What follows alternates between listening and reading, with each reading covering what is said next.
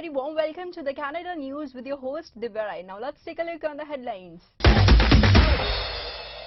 A statement has been issued by Dr. Gurjeet Bajwa of Peel region. The Conservative Party has accused the federal government.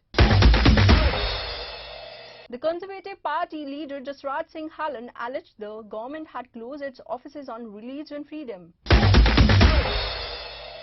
Dr. Theresa, Canada's Chief Medical Officer, provided a new national public health model of COVID vaccine. Now news in detail. A statement has been issued by Dr. Gurjeet Bajwa of Peel region to allay the suspicions raised about the AstraZeneca vaccine. AstraZeneca vaccine is also completely safe and only 1% of the people have blood clots. And these people are fine too. Dr. Bajwa clarified that whatever vaccine you think is approved by the Health Canada is the best. I don't want to get the made in India one. When we get our child vaccinated for measles, have we ever stopped the doctor and asked where it came from? Chances are it's India, the world's largest producer of vaccines. All of our COVID vaccines are foreign, but they still meet our high standards. Otherwise, they wouldn't get Health Canada's stamp of approval. Second, oh, this one's only 75% effective and Pfizer is 95%. This is really misleading. Pfizer did their trials long ago when there was less COVID and no variants. They had it easy. AstraZeneca had to put up with a lot more COVID and the variants. And besides, we shouldn't even be looking at those numbers. The real comparison is how good are they at keeping us out of hospital, out of ICU, and protecting us from death. And the answer is 100% protection for AstraZeneca. The same for Pfizer and Moderna and Johnson & Johnson. All 100% effective against serious COVID. Equal. Period. Lastly, the nagging fear on everyone's minds. What about those blood clots? Out of the 700,000 AstraZeneca vaccines given in Canada, only one person got a blood clot, and she's doing fine at home in Quebec recovering. It's an extremely rare event, about 1 in a million, about the same chance as you getting hit by lightning. It's way more of a scare than reality. In fact, you have a 200% more chance of getting a blood clot on a 4-hour flight than you do from getting this vaccine. They just have to tell us about these rare events to protect themselves. But in doing so, they first scare the hell out of people and then expect them to fully change their minds and trust them? Well, that's just not the way human emotions work. Once you say boo, it takes a long time to regain confidence. The Conservative Party has accused the federal government of losing the fight against COVID, saying the government had decided to suspend flights yesterday, which was a delayed decision. While the Conservative leaders were consistently demanding it, the government claimed to be acting on the advice of the science table. Well, Madam Speaker, that is just not believable, and make no mistake, there are more questions to come for that minister.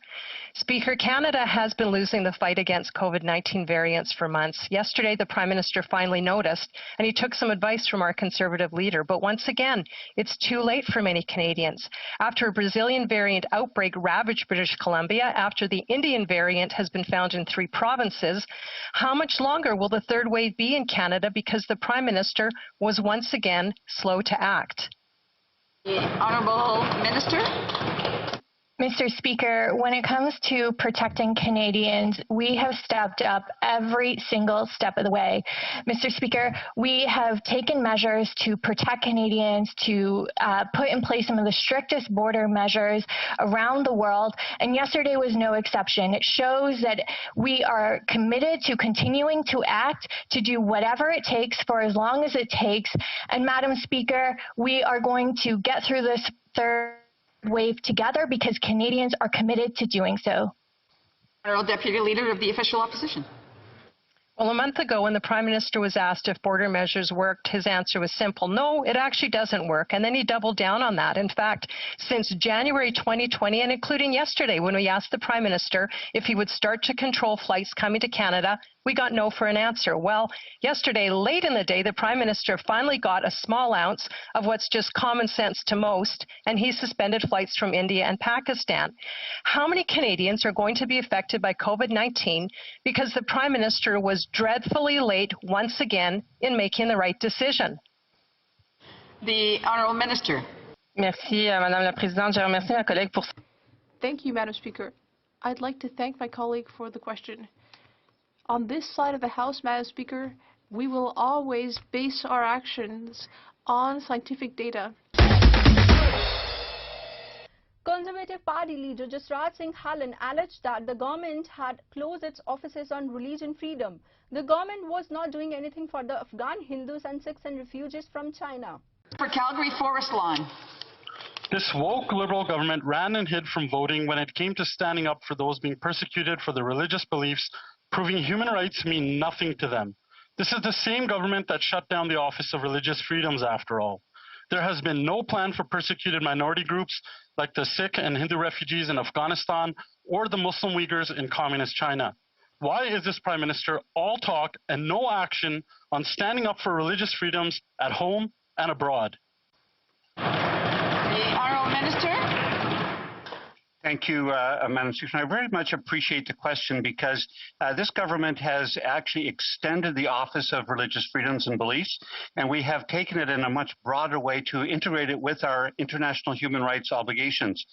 We've repeatedly have meetings with people from around the world and are exercising leadership in the International Contact Group on these issues, both at individual level as well as at a corporate level, and making sure that we as Canadians have a voice about international human rights on every subject which has been raised by the member. Thank you. The Honourable Minister. The Honourable Member for Richmond Centre. Thank you, Madam Speaker. This past weekend, Richmond lost another small business.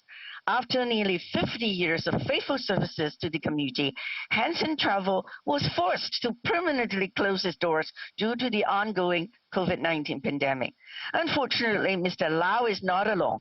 I've heard time in and time again from struggling businesses in Richmond that this government needs to take steps to help support Canadians in the air travel industry, including travel agents. When will this government finally take real actions to support our tourism industry? The Honourable Minister. Thank you, Madam Speaker. Obviously, we know that tourism operators and travel agencies have gone through difficult times. But that being said, we've been there since the beginning for them. The Prime Minister of Canada, Justin Trudeau, has announced that Canada has suspended flights from India and Pakistan to Canada for next 30 days, adding that any flights arriving from Canada and Pakistan tomorrow will be cancelled. They have also been suspended for 30 days. He said, adding an agreement has been reached with Pfizer for 35 million doses of COVID vaccine for next 5 years. There has been a significant rise in COVID-19 cases in certain parts of the world, as well as the emergence of more variants of concern. So yesterday, we announced new and even stronger travel measures. Since last night, all passenger flights coming into Canada from India and Pakistan are suspended for 30 days. Now, we know that it's not only about direct flights to Canada. That's why there will also be additional measures for passengers departing from India or Pakistan who come to Canada via indirect routes. These passengers will need to obtain a negative COVID-19 pre-departure test from the last country they traveled through before arriving in Canada. Just like when we suspended flights from the UK last December for similar reasons, our government will continue to do whatever it takes to keep Canadians safe. This morning, I also want to talk about the situation with the third wave here at home. As you may have seen, Dr. Tam presented new modeling projections earlier today. Across the country, the number of daily new cases has more than doubled in the past month. Hospitalizations have also increased and are still increasing. and there are more contagious and more dangerous variants out there. The situation is critical, but we can and we will beat back this third wave. What we have to do is clear. We need to stay home and avoid in-person contacts. And if you absolutely need to go out, in other words, for essential reasons, continue to follow public health guidelines. While we work around the clock to vaccinate as many Canadians as possible, as quickly as possible, we all have to keep practicing physical distancing. I understand that there's a lot of COVID fatigue right now. We all feel it. But the more we reduce our contacts, the faster we will end this third wave. I know it's not easy, but remember, this is not forever. We just need to hang in a little while longer. We need to protect our loved ones and essential workers. And if we do what we know we can do together, we will get through this. So far, we've delivered almost 14 million vaccine doses across the country. 30% of eligible adults in Canada have received at least one vaccine.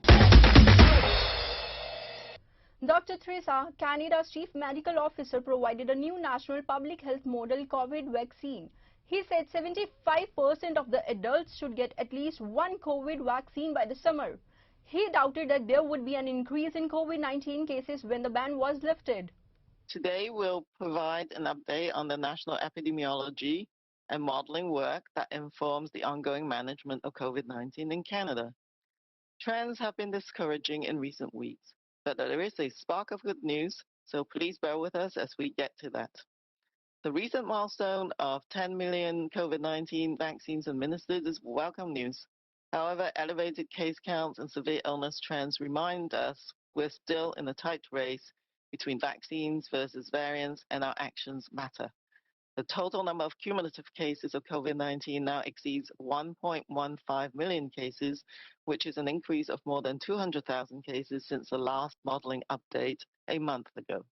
National disease and severe indicators have increased considerably over the past month. Average case counts are now more than double what they were a month ago, with over 8,400 cases being reported daily over the past week. Likewise, the average number of people in our hospitals and ICUs each day has doubled or more since late March. Over the past week, an average of over 4,100 people with COVID-19 were being treated in our hospitals each day, including over 1,200 in critical care. The number of daily reported deaths remains well below the peaks during the first and second waves, but has increased recently, with an average of 46 deaths being reported daily over the past week. Hold on, the spark of good news is coming. Recall that the time-varying effective reproduction number, or RT, represents how many people are being infected by each new case. When each new case infects less than one person, the epidemic will die out.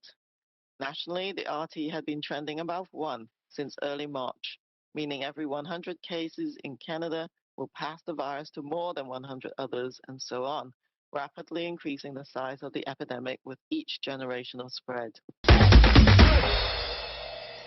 British Columbia Minister of Public Safety Mike Farnworth has announced that travel restrictions are being imposed in the province and are divided into 3 regional zones: British Columbia, Lower Mainland, Fraser Valley and Vancouver Island. He said that a program has been formulated to curb non-essential travel in these areas. We've all made great sacrifices to protect our collective health and to keep our healthcare system functioning safely. While I'm disappointed additional measures are necessary, I am taking further action to carry us through the current spike in COVID-19 cases until more of the population can be vaccinated in the coming weeks. As we've heard from Minister Dix and Dr. Henry, COVID-19 variants have started to take hold in our communities. These variants are spread much more easily, and each case has a higher chance of infecting more people. And these cases have led to record hospitalizations and a growing strain on our healthcare system. Things may get worse before they get better, and we need to work together to get through the coming weeks. At this point, we've vaccinated more than 30% of our eligible population, and in a month's time, that number is projected to double. But for now, though, we need to hunker down and stay local. If we act now, do the right thing, we can still have a summer that is more like those that we're all used to. While the province and the provincial health officer have long asked British Columbians to stay within their own communities, the time has come to formally restrict non-essential travel. That is why, based on the advice of the provincial health officer, I'm restricting non-essential travel into or out of all health authority regions in British Columbia, effective immediately. This order will remain in place until after the May long weekend, specifically May 25th. This is a legal order under the Emergency Program Act, and there will be consequences for not following it. Canada's Procurement Minister Anita Anand said last year the federal government had signed an agreement on all 2.7 billion personal protective and corona vaccines, e-kits and medical equipments were used. She said, adding the federal government had also decided on the future policy. The Prime Minister of Canada, Justin Trudeau, and his wife Sophia received their first dose of AstraZeneca vaccine at pharmacy in Ottawa. And just before getting the jab, the Prime Minister said he was very excited. I'm very pleased to be here with you today. I would like to provide you with an overview of two important aspects of procurement as it relates to ensuring that our government sees Canadians through this pandemic. I will first speak to PPE and then I will provide an update on our vaccine procurements. Over the last year, the federal government has secured contracts for more than 2.7 billion articles of personal protective equipment and other medical supplies. The vast majority of this vital PPE has been provided to support provincial and territorial frontline healthcare workers already. À ce jour, plus d'1,5 milliard d'articles ont été livrés et 40% de tous les contrats en valeur monétaire ont été conclus avec des fournisseurs canadiens. Parmi ces contrats, notons 2 contrats à long terme pour des dizaines de millions de masques N95 fabriqués au Canada par Medicom à Montréal et par l'usine de 3M à Brockville en Ontario. At the same time as our government 24/7 to ensure that the immediate needs of frontline healthcare workers were addressed, we were also looking to the future and taking into account long-term needs. Our contracts are indeed long-term in nature to ensure that we had and will have supplies needed for a possible second or third wave and ongoing into the future. The same is true with vaccines. As millions of vaccine doses continue to arrive every week into Canada and are administered at an ever-increasing rate, our government is also looking to what comes next. The National Advisory Committee on Immunization has recommended lowering the age for COVID-19 vaccination to 30 years and above. People at this age group and older will be able to get the AstraZeneca vaccine. The 19 vaccine can be given to people 30 years of age and older without the distinction. Given the current vaccine schedule, people may have to wait longer for viral vector vaccines like AstraZeneca, while Pfizer-BioNTech mRNA vaccine is expected to receive 2 million doses per week, as well as Moderna mRNA doses despite the distribution of 2.3 million doses of AstraZeneca across Canada. It is not yet clear how many of these vaccines will be available in the near future. Ontario's Minister of Long-Term Care is making changes they say could help ease the strain on the hospital system due to the coronavirus third wave, including allowing fully vaccinated long-term care staff to work in more than one facility. The government said to help ensure appropriate levels of care for current and new or returning residents, the government has amended orders to exempt fully immunized long-term care home and retirement home employees from restrictions that prohibit them from working in more than one home or in another healthcare setting. This rule change comes after a year. Health Minister Christine Elliott confirmed that workers going from home to home in part caused COVID to spread in the long-term care system. The ministry also says it's trying to free up care beds with measures aimed at hospital patients awaiting placements in long-term care facility. It says the province will waive fees for patients who agree to take a spot in a home that may not be their first choice until they are placed in the facility they want. The Ontario Hospital Association had been calling for similar measures for weeks as hospitalization rates and admissions to intensive care units reach unprecedented levels across much of the province. Alberta identified 1,592 new cases of COVID and reported 5 additional deaths linked to the virus. The new cases, 1,132, were variants of the concern. Variants currently make up just under 61% of all cases in the province. There were no new cases of the newly detected variant. Both hospitalizations and intensive care numbers went up. There are currently 584 Albertans in hospitals, of which 129 are in the ICU. There are 19,702 active cases of COVID in Alberta. Canadian Olympic bobsleigh champion Alex Kopecz is in hospital battling COVID-19 ailments. Alex Kopecz says he's never felt so close to the grave. The Olympic champion brakeman in men's bobsled is in hospital with COVID and required oxygen to breathe. He said, "I have never felt so close to my own death before." He told the Canadian press from his hospital room it's been horrible. Before he was admitted into hospital, he said he was racked with a fever and debilitating coughing and chills that prevented him from sleeping for days. His responses to the questions were sure to conserve his breath. Too young to be vaccinated yet, Kopecz used what longer power he had to state the seriousness of his illness. He expected to remain in hospital for a few more days and wasn't sure what the long-term effects of the virus might be on his health. Thousands of people gathered for a musical event in New Zealand to watch the 660 band perform live at Waitangi Stadium. As COVID-19 restrictions in the country eased, a huge crowd was witnessed in the audience at one of the largest outdoor shows in the first of 2021 660 stage performance since the coronavirus hit New Zealand. According to local media outlets, the live event was the first performance from the band's 6-day nationwide tour schedule later this summer for Hastings, New Plymouth, Christchurch, Wellington and Hamilton. In the images that the band uploaded, fans were seen flocking the stadium as band member Marlon Gerb made an appearance. New Zealand Health Minister had mandated the face covering and has ordered anyone with illness to take a test, follow the stay-at-home protocol. All of the New Zealand is at alert level that one requires the citizens to carry the COVID-19 kit everywhere they travel.